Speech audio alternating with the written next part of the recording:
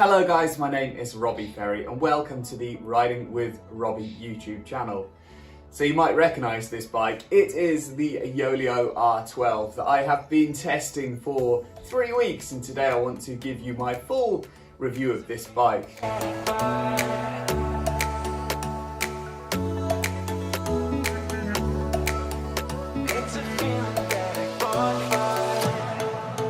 The first thing I want to mention is me and Yoeleo are in a partnership, so you can call this a paid promotion. This bike is incredible, and in this video I'm going to tell you why. So Yoeleo, let's go back to the start. So you know these big factories where they make all the big name brand bikes? Well, a group of guys in one of these factories, one gentleman called Leo in particular, decided that he wanted to make a bike brand, and they all started putting their ideas together and came up with Yoeleo. These are not open molds, these are their own designs and years of experience of building bikes for other big brands has gone into these bikes, and you can definitely tell. Yoeleo are going to be a bigger name very soon. So we are seeing pro teams now using them, we're seeing a lot of people out on the roads with them now, and they are starting to break into a market which very few brands from across the eastern side have been able to do. So let's tell you a little bit about this bike. So the bike itself is an aero road racing bike and is designed to cut through the wind but also be light and nimble at the climbs. The total weight of this bike is 8.35 kilos, which I thought was incredibly light for something with deep aero rims and such a wind-defying frame. The frame itself is made of full carbon fibre. And one thing I really love about this bike, and I know it's such a superficial thing to say, is the actual colour of the frame. So this is the chameleon paint job that they offer. And my God, does it look incredible in the sun. As you move around it, the colour of the bike changes. And over the past few weeks, the amount of people that have stopped me and said, oh my God, that is a beautiful bike, has been incredible. And honestly, no matter how many pictures I take of it, I always seem to get a different design on that paint job. It's incredible. The bike itself feels very stiff, and one thing I was really impressed with was just how responsive it was. So when I was coming up to climbs or going into a sprint, instantly the minute I put any power into those pedals, it just connected and it just went. And the other day I was going up a really long hill and I said to my friend I was riding with, I'm going for this. And I literally just put the power in and it just feels so fast. And there's just something about the way it's all put together, the stiffness, that just gives it such acceleration and power. So then we have the wheels, and these wheels come as standard. They are 50mm deep aero carbon fibre wheels, and they are incredibly responsive and fun to ride. The amount of detail that has gone into these wheels is incredible. I love the fact the hubs are straight pull, and also the spokes themselves are made of carbon fibre as well.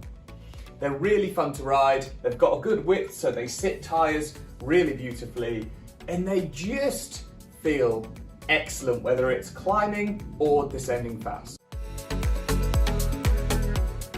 When it comes to group sets and components, you do have a lot of options. So this one here has Ultegra R8000 mechanical on, but if you want a Di2, you can upgrade to that.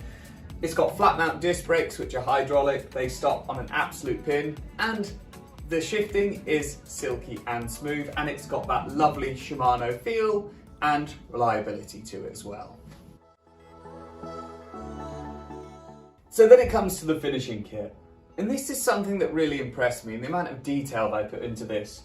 So when you buy the bike, you pick the width of the handlebars and you also pick the stem length. And it comes all integrated as one piece. And not only does it look beautiful, it's comfortable, And again, it adds to that stiffness and response, especially when you're in a climb, just pulling each side of the handlebars towards you. It's no flexing, it feels absolutely perfect. The seat post is aerodynamic as well.